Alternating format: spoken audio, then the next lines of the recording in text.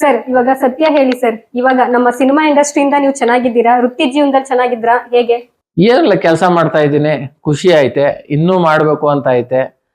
ದೊಡ್ಡ ದೊಡ್ಡ ಕಲಾವಿದರುಗಳ ಜೊತೆ ಮಾಡಬೇಕು ಅಂತ ತುಂಬಾ ಆಸೆ ಐತೆ. ಶಿವಣ್ಣ ಸರ್ ಜೊತೆ ಆಗ್ಬೋದು, ಸುದೀಪ್ ಸರ್ ಜೊತೆ ಆಗ್ಬೋದು, ಇನ್ನು ಎಲ್ಲ ಹಿರಿಯ ಕಲಾವಿದರ ಜೊತೆ ಮಾಡಬೇಕು ಅಂತ ಆಸೆ ಐತೆ.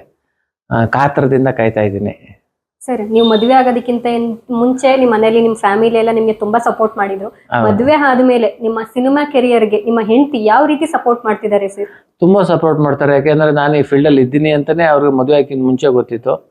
ಅವಾಗ ಎಷ್ಟು ಸಪೋರ್ಟ್ ಮಾಡ್ತಾ ಇದ್ರು, ಈಗಲೂ ಅದ್ರ ಎರಡರಷ್ಟು ಅವರು ನನ್ನ ಈ ಫೀಲ್ಡ್ ಅಲ್ಲಿ ಕೆಲಸ ಮಾಡಕ್ಕೆ ಸಪೋರ್ಟ್ ಮಾಡ್ತಾ ಇದ್ದಾರೆ. ಒಳ್ಳೆ ಹೆಂಡತಿ, ಖುಷಿ ಆಗ್ತದೆ. ಸರ್ ಅವ್ರಿಗೆ ಏನಾದ್ರು ಆಕ್ಟಿಂಗ್ ಮಾಡ್ಬೇಕು ಅಂತ ಇಂಟ್ರೆಸ್ಟ್ ಇದೆಯಾ? ಅವ್ರನ್ನ ಏನಾದ್ರು ಕರ್ಕೊಂಡ್ ಬರ್ತೀರಾ ಇಂಡಸ್ಟ್ರಿಗೆ? ಇಲ್ಲ, ಅವ್ರಿಗೆ ಓದ್ಬೇಕು ಅಂತ ತುಂಬಾ ಆಸೆ ಐತೆ. ಯಾಕೆಂದ್ರೆ ಒಂದೇ ಫೀಲ್ಡ್ ಅಲ್ಲಿ ಯಾಕಂದ್ರೆ ನಾನು ಓದಿಲ್ವಲ್ಲ, ಓದಿರೋರ್ನ ಮದುವೆ ಆಗ್ಬೇಕು ಅಂತ ನನಗೆ ತುಂಬಾ ಆಸೆ ಆಯ್ತು. ಅದರಿಂದ ಓದಿರೋರೇ ಸಿಕ್ಕಿದ್ದಾರೆ. ಅವ್ರ ಫೀಲ್ಡ್ ಓದೋದ್ರ ಕಡೆ, ಟೀಚಿಂಗು ಈ ಕಡೆ ಜಾಸ್ತಿ ಆಸಕ್ತಿ ಐತೆ.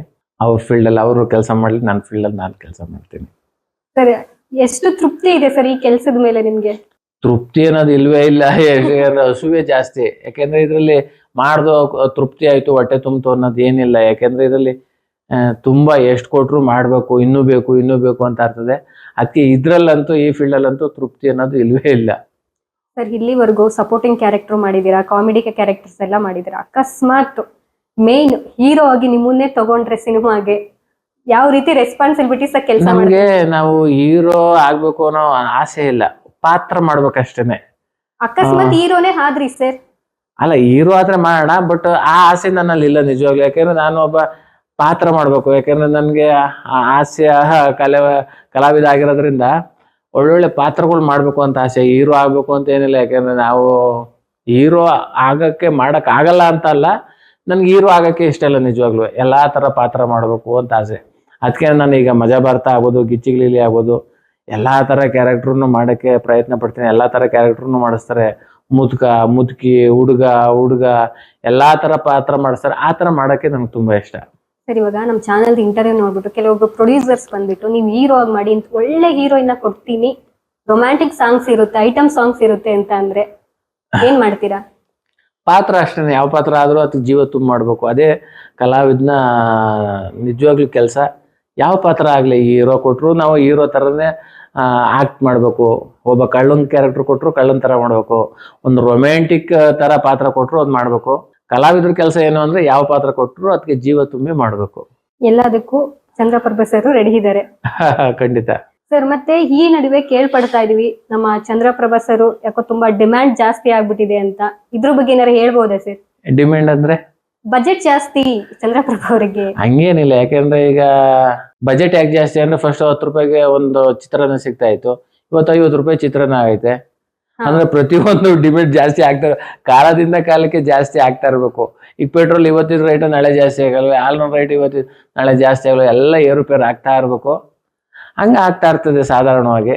ಸರ್ ಆದ್ರೂ ಒಂದು ಬಜೆಟ್ ಅಂತ ಇರುತ್ತೆ ಅಲ್ವಾ ಸರ್? ಯಾರಾದ್ರೂ ಹೊಸಬ್ರು ಬಂದು ನಮ್ದು ತುಂಬಾ ಲೋ ಬಜೆಟ್ ಇದೆ ಸರ್, ಏನು ಅನ್ಕೊಳ್ದೆ ಮಾಡ್ಕೊಡಿ ಅಂತ ನಿಮ್ಮ ಹತ್ರ ರಿಕ್ವೆಸ್ಟ್ ಮಾಡ್ಕೊಂಡ್ರೆ ಅಂತ ಹೊಸಬ್ರಿಗೆ ನೀವು ಪ್ರೋತ್ಸಾಹ ಕೊಡ್ತೀರಾ ಸರ್? ಖಂಡಿತ ಫ್ರೀಯಾಗೆ ಮಾಡ್ತೀನಿ. ಯಾಕೆಂದ್ರೆ ಒಬ್ರು ಡೈರೆಕ್ಟ್ರು ಕತೆ ಮಾಡ್ಕೊಂಡು ಸಿನಿಮಾ ಮಾಡ್ಬೇಕು ಅಂದ್ರೆ ಎಷ್ಟೋ ಪ್ರೊಡ್ಯೂಸರ್ ಮನೆಗೆ ಹೋಗಿರ್ತಾರೆ, ಎಷ್ಟೋ ಕಡೆ ಸುತ್ತಿರ್ತಾರೆ, ಅಲ್ದಾಡಿರ್ತಾರೆ. ಒಬ್ರು ಪ್ರೊಡ್ಯೂಸರ್ನ ತಗೊಬಂದು ಪ್ರೊಡ್ಯೂಸರ್ಗೆ ಕತೆ ಒಪ್ಸಿ ಆ ಸಿನಿಮಾ ಮಾಡ್ಬೇಕು ಅನ್ನೋದು ತುಂಬಾ ಕಷ್ಟ ಇದೆ. ಅಂತವ್ರಿಗೆ ಎಷ್ಟೋ ವರ್ಷ ಆದ್ಮೇಲೆ ಒಬ್ರು ಪ್ರೊಡ್ಯೂಸರ್ ಸಿಕ್ಕಿದ್ದಾರೆ ಅಂದ್ರೆ ನಾವು ಅಂತ ಡೈರೆಕ್ಟರ್ಗೆ ನಾವು ಯಾವತ್ತೂ ಸಪೋರ್ಟ್ ಮಾಡ್ಬೇಕು. ಕೆಲವೊಂದು ದುಡ್ಡು ಕೊಟ್ರು ಓಕೆ, ಕೊಡ್ಲಿಲ್ಲ ಅಂದ್ರೂ ಒಂದ್ ಒಳ್ಳೆ ಪಾತ್ರ ಸಿಕ್ಕಿದ್ಯಾ, ಪಾತ್ರ ಮಾಡೋಣ. ಆ ಸಿನಿಮಾ ಗೆದ್ರೆ ದುಡ್ಡು ಕೊಡ್ತಾರೆ, ಇನ್ನೊಂದು ಸಿನಿಮಾದಲ್ಲಿ ಅವಕಾಶನೂ ಸಿಗುತ್ತೆ. ದುಡ್ಡಿಗೆ ಜಾಸ್ತಿ ಪ್ರಾಮುಖ್ಯತೆ ಕೊಡಕ್ ಹೋಗ್ಬಾರ್ದು. ಯಾಕಂದ್ರೆ ವಿಶ್ವಾಸ ಇಂಪಾರ್ಟೆಂಟು. ಆ ರೀತಿಲಿ ಒಂದ್ ಒಳ್ಳೆ ಪಾತ್ರ ಸಿಗ್ತದೆ ಅಂದ್ರೆ ಫ್ರೀಯಾಗಿ ಮಾಡೋಣ ಬಿಡಿ. ಸರಿ, ಯಾವ್ದಾರು ಇಲ್ಲಿವರೆಗೂ ಆ ತರ ಯಾರು ಡೈರೆಕ್ಟ್ರು ಅವಕಾಶಗಳು ಬಂದಿದ್ಯಾ ಸರ್? ಅಯ್ಯೋ, ಸಾಕಷ್ಟು ಮಾಡಿದೀನಿ. ಒಂದ್ 80 ಸಿನಿಮಾ ಮಾಡಿದ್ರೆ ಹೆಚ್ಚು ಕಡಿಮೆ ಒಂದ್ 30-40 ಸಿನಿಮಾದಲ್ಲಿ ದುಡ್ಡೇ ಬಂದಿಲ್ಲ. ಹೋಗ್ಲಿ ಬಿಡಿ, ಸಿನಿಮಾ ಗೆದ್ರೆ ಇನ್ನೊಂದು ಆ ತರದ್ದು ಇನ್ನೊಂದ್ 108 ಸಿನಿಮಾಗಳು ಬರ್ತದಲ್ಲ ಅಂತ. ಏನು ಮಾಡಕ್ಕಾಗ, ದುಡ್ಡು ಕೊಡ್ಲಿಲ್ಲ ಅಂದ್ಬಿಟ್ಟು ಜಗಳ ಮಾಡಕ್ ಹೋಗ್ಬಾರ್ದು, ವಿಶ್ವಾಸ ಕೆಡ್ಸ್ಕೊಳಕ್ ಹೋಗ್ಬಾರ್ದು. ತಾಳ್ಮೆಯಾಗಿರ್ಬೇಕು. ಕೊಟ್ರೆ ಖುಷಿಯಿಂದ ಈಸ್ಕೊಳ್ಳೋಣ. ಕೆಲವು ಕಡೆ ನಾವು ಕೇಳಕ್ಕಿಂತ ಮುಂಚೆನೆ ದುಡ್ಡು ಕೊಡ್ತಾರೆ, ಕೆಲವು ಕಡೆ ಕೇಳಿದ್ರು ದುಡ್ಡು ಕೊಡಲ್ಲ, ಕೆಲವು ಕಡೆ ಫ್ರೀಯಾಗಿ ಮಾಡಿ ಅಂತಾರೆ. ಎಲ್ಲಾನು ಮಾಡ್ತಾ ಹೋಗ್ತಾ ಇರ್ಬೇಕು ಈ ಫೀಲ್ಡ್ ಅಲ್ಲಿ. ಸರ್ ಅಂದ್ರೆ ನಮ್ ಇಂಡಸ್ಟ್ರಿಲಿ ಒಂದು ಕಾಮನ್ ಇದೆ, ಏನು ಅಂದ್ರೆ ಕೆಲಸ ಮಾಡಿಸ್ಕೊಳ್ತಾರೆ ಬಟ್ ಪೇಮೆಂಟ್ ಕೊಡಲ್ಲ. ಅಂತ ಯಾವ್ದಾದ್ರು ಸಿನಿಮಾ ಅಂತ ಹೇಳಲ್ಲ, ಅಂತ ವಿಚಾರದವಾಗಿ ನಿಮ್ಗೆ ಎಷ್ಟು ಬೇಜಾರಾಗಿದೆ sir? ನನ್ಗೆ ಆ ತರದ್ ಆಗೇ ಇಲ್ಲ, ನನ್ಗೆ ಬೇಜಾರಾಗಕ್ಕೆ. ನಾನು ಎಲ್ ಕರೆದ್ರು ಕೆಲವು ಕಡೆ ದುಡ್ಡು ಒಂದ್ ಸ್ವಲ್ಪನೋ ಜಾಸ್ತಿನೋ ಏನ್ ಮಾತಾಡಿರ್ತಾರೆ ಆ ದುಡ್ಡ ಕೊಟ್ಟಿದ್ದಾರೆ. ನನ್ಗೆ ಆ ತರದೇನು ಎಕ್ಸ್ಪೀರಿಯನ್ಸ್ ಆಗಿಲ್ಲ. ಸರ್ ಇಲ್ಲಿವರೆಗೂ ಮಜಾ ಭಾರತ, ಗಿಚ್ಚಿಗಿಲಿ ಈ ತರ ತುಂಬಾ ಶೋಗಳನ್ನ ನೀವು ಮಾಡಿದೀರಾ. ಹೌದು. ಕಿರುತೆರೆಯಲ್ಲಿ ಯಾವ್ದಾದ್ರು ಮಾಡ್ತಿದ್ದೀರಾ? ಏನಾದ್ರು ಅಪ್ಡೇಟ್ಸ್ ಇದೆಯಾ ಸರ್? ಕಿರುತೆರೆ ಅಂದ್ರೆ ಸೀರಿಯಲ್ಲು ನನಗೆ ಟೈಮಿಂಗ್ ಸಜೆಸ್ಟ್ ಆಗಲ್ಲ. ಅದರಿಂದ ಸೀರಿಯಲ್ಲು ಹೆಚ್ಚು ಕಡಿಮೆ ಸೀರಿಯಲ್ ಬಿಟ್ಟೆ ಹೆಚ್ಚು ಕಡಿಮೆ ಒಂದು 5 ವರ್ಷ ಆಗೋಯ್ತು. ನನಗೆ ಸೀರಿಯಲ್ಲು, ಸಿನಿಮಾ, ರಿಯಾಲಿಟಿ ಶೋ ಯಾಕಂದ್ರೆ ಟೈಮು ಅಡ್ಜಸ್ಟ್ ಆಗಲ್ಲ. ಅದರಿಂದ ಸೀರಿಯಲ್ ಈಗ ಸದ್ಯಕ್ಕೆ ನಾನು ಮಾಡ್ತಾ ಇಲ್ಲ. Cinema, reality show. ಅಂದ್ರೆ ಸರ್ ಇವಾಗ ನೀವು ಸ್ಟೇ ಇರೋದು ಬ್ಯಾಂಗ್ಳೂರಲ್ಲೇ ಸ್ಟೇ ಇದ್ದೀರಾ ಅಥವಾ ಊರಲ್ಲೇ ಸರ್ ನೀವು ಸ್ಟೇ? ಬೆಂಗಳೂರಿನಲ್ಲೇ ಇದ್ದೀನಿ. ಓಕೆ. ಅಂದ್ರೆ ನಮ್ಮ ಟೆಕ್ನಿಷಿಯನ್ಸ್ಗೆ ಮತ್ತೆ ಆರ್ಟಿಸ್ಟ್ಗಳಿಗೆಲ್ಲ ಕೈ ಹಿಡ್ಕೋ ದೂರದಲ್ಲೇ ಇದ್ದೀರಾ, ಡೈರೆಕ್ಟರ್, ಪ್ರೊಡ್ಯೂಸರ್ಸ್? ಇಲ್ಲೇ ಇರ್ಬೇಕು. ಯಾಕಂದ್ರೆ ಊರ್ನಲ್ಲಿ ಇದ್ರೆ ಮಾಡಕ್ಕಾಗಲ್ಲ. ಯಾಕಂದ್ರೆ ಪ್ರತಿದಿನ ಬಂದು ಹೋಗೋ ತರ ಇರುತ್ತೆ ಅಂತ ತಿಳ್ಕೊಳ್ಳಿ.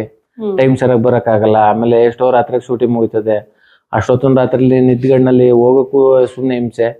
ಅದಕ್ಕೆ ಇಲ್ಲೇ ಇತ್ಕೊಂಡು ಕೆಲಸ ಮಾಡೋದು. ರಜೆ ಇದ್ದಾಗ ಊರಿಗೆ ಹೋಗೋದು, ಅಮ್ಮ ಇವ್ರನ್ನ ಮಾತಾಡ್ಸ್ಕೊಂಡು ಅಲ್ಲೇ 1 ದಿನ 2 ದಿನ ಇದ್ದು ಬರೋದು. ಸರ್ ನಿಮ್ಗೆ ನಾನ್ ವೆಜ್ ಪ್ರಿಯರು ನೀವು ಅಂತ ಕೇಳ್ಪಟ್ವಿ, ನಿಜನಾ? ನನಗೆ ನಾನ್ ವೆಜ್ಗಿಂತ ನನಗೆ ನಿಜವಾಗ್ಲೂ ನಮ್ಮ ತಾಯಿ, ನಾನು ಊರಿಗೆ ಹೋದ್ರೆ ಈಗಲೂ ಅವರು ಒಂಥರ ನಮ್ಮ ಕಡೆ ಉಪ್ಪೆಸರು ಖಾರ ಅಂತೀವಿ. ನಾನು ಈಗಲೂ ಅದನ್ನೇ ನಮ್ಮ ತಾಯಿ ಕೈಲಿ ಮಾಡಿಸ್ಕೊಂಡು ಊಟ ಮಾಡೋದು. ಉಪ್ಪೆಸರು ಖಾರ, ಮುದ್ದೆ, ಅದೊಂಥರ ತುಂಬಾ ಚಂದ. ಚಿಕನ್ ಮಟನ್ ಬೆಂಗಳೂರಿನ ಡೈಲಿ ತಿನ್ಬೇಕು ಅನ್ನೋ ತಿನ್ಬಿಡ್ತೀವಿ. ಆದ್ರೆ ನಮ್ಮ ತಾಯಿ ಮಾಡೋದು ಉಪ್ಪೆಸರು ಖಾರ ಅದಂತೂ ಸಿಗೋದಿಲ್ಲ. ಅದಕ್ಕೆ ಏನ್ ಸಿಗಲ್ಲ ಅದ್ರ ಮೇಲೆ ಜಾಸ್ತಿ ಒಲವು ನನಗೆ. ನಾವು ಊರಿಗೆ ಹೋದ್ರೆ ಸತ್ಯವಾಗ್ಲೂ ಮುದ್ದೆ, ಉಪ್ಪೆಸರು ಖಾರನೇ ಮಾಡಿಸ್ಕೊಂಡು ಊಟ ಮಾಡೋದು. ಸರ್ ನಿಮ್ಮ ಈ ಸಂದರ್ಶನದಿಂದ ನಮ್ಮ ಇಂಡಿಯನ್ ಟಿವಿ ಚಾನೆಲ್ ಏನಿದೆ ತುಂಬಾನೇ ಖುಷಿ ಪಟ್ಟಿದೆ. ಮತ್ತೆ ನಿಮ್ಮ ಮಾತುಗಳು ಅಷ್ಟೇ ತುಂಬಾ ಸರಳವಾಗಿತ್ತು. ನೀವು ಹೊಸಬ್ರಿಗೆ ಕೊಡ್ತೀವಿ ಪ್ರೋತ್ಸಾಹ ಅಂತ ಅಂದಿದ್ದು ಅದು ಇನ್ನೂ ತುಂಬಾ ಚೆನ್ನಾಗಿತ್ತು. ನೀವು ಇದೇ ತರ ಬೆಳೀತಾ ಇರಿ ಅಂತ ನಾವು ಹಾರೈಸ್ತೀವಿ. ನಿಮ್ಗೆ ಏನಾದ್ರು ನಮ್ಮ ಡೈರೆಕ್ಟರ್ಗಳಿಗೆ, ಪ್ರೊಡ್ಯೂಸರ್ಗಳಿಗೆ ಅಥವಾ ಆಡಿಯನ್ಸ್ಗೆ ಏನಾದ್ರೂ ಕಿವಿ ಮಾತು ಹೇಳೋದು ಏನಾದ್ರು ಇದೆಯಾ ಸರ್? ಏನು ಇಲ್ಲ, ನಾನು ಹೇಳೋಷ್ಟು ದೊಡ್ಡವನಲ್ಲ, ತುಂಬಾ ಚಿಕ್ಕ ಹುಡುಗ. ನಾನು ಇಂಡಿಯನ್ ಟಿವಿ ನನಗೆ ತುಂಬಾ ಸಲ, ಒಂದು 5-6 ಸಲ ನನ್ನ ಒಂದು ಮೈಸೂರಲ್ಲಿರುವಂಥ ಒಂದು ಚಾನಲ್ಗೆ ಭೇಟಿ ಕೊಟ್ಟಿದ್ದೀನಿ. ನನ್ನ ಕರೆದು ಇಂಟರ್ವ್ಯೂ ಮಾಡಿದ್ದಾರೆ. ಯಾವುದೋ ಒಂದು ಹಬ್ಬ ಹರಿದಿನದ್ದು ಒಂದು ಸ್ಪೆಷಲ್ ಸೆಗ್ಮೆಂಟ್ ಥರ ಎಲ್ಲ ಮಾಡಿದ್ದಾರೆ. ತುಂಬ ಖುಷಿ ಆಗ್ತೈತೆ. ನೆಕ್ಸ್ಟು ಇಂಡಿಯನ್ ಟಿವಿಯವರೇ ಒಂದು ಸಿನಿಮಾ ಮಾಡಬೇಕು ಅಂತ ಹೊರಟಿದ್ದಾರೆ. ನಮ್ಮ ಮಂಜು ಕವಿ ಸರ್ ನಿರ್ದೇಶನ ಮಾಡ್ತಾ ಇದ್ದಾರೆ. ನಮಗೂ ಒಂದು ಒಳ್ಳೆ ಪಾತ್ರ ಇದೆ. ಇನ್ನೂ ಎಷ್ಟು ವರ್ಷ ಹೋದ್ರೂ ನಮ್ಮ ಮತ್ತು ಇಂಡಿಯನ್ ಟಿವಿ ಸಂಬಂಧ ಹೀಗೆ ಇರಲಿ. ಯಾವುದೇ ಕಾರ್ಯಕ್ರಮ ಆದರೂ ಜೊತೆಲಿ ಮಾಡೋಣ ಅಂತ ಹೇಳಕ್ಕೆ ಇಷ್ಟಪಡ್ತೀನಿ. ಸರ್ ಈ ಬಿಸಿ ಶೆಡ್ಯೂಲ್ ಅಲ್ಲಿ ನಿಮ್ಮ ಫ್ರೀ ಟೈಮ್ ನ ಇಂಡಿಯನ್ ಟಿವಿ ಕೊಟ್ಟಿದ್ದಕ್ಕೆ ನಿಮ್ಗೆ ಹೃತ್ಪೂರ್ವಕ ಧನ್ಯವಾದಗಳು ಸರ್. ನಿಜವಾಗ್ಲೂ ನನಗೂ ತುಂಬಾ ಖುಷಿ ಆಗ್ತೈತೆ. ಅಂದ್ರೆ ಮುಂದೆ ಹೋದ ತಕ್ಷಣ ಹಿಂದ್ಗಡೆದೆಲ್ಲ ಮರ್ತೋಗ್ಬಿಟ್ಟಿರ್ತೀವಿ. ಅದ ಪುನಃ ರೀಕಾಲ್ ಮಾಡ್ಕೊಳ್ಳೋ ಥರದಲ್ಲಿ ನನಗೆ ಅವಕಾಶ ಕೊಟ್ಟಂತಹ ಇಂಡಿಯನ್ ಟಿವಿಗೆ ಮತ್ತೆ ಇಂಡಿಯನ್ ಟಿವಿಯ ಎಲ್ಲ ಪ್ರೇಕ್ಷಕರಿಗೆ ನನ್ನ ತುಂಬು ಹೃದಯದ ಧನ್ಯವಾದಗಳು. ನಮಸ್ಕಾರ.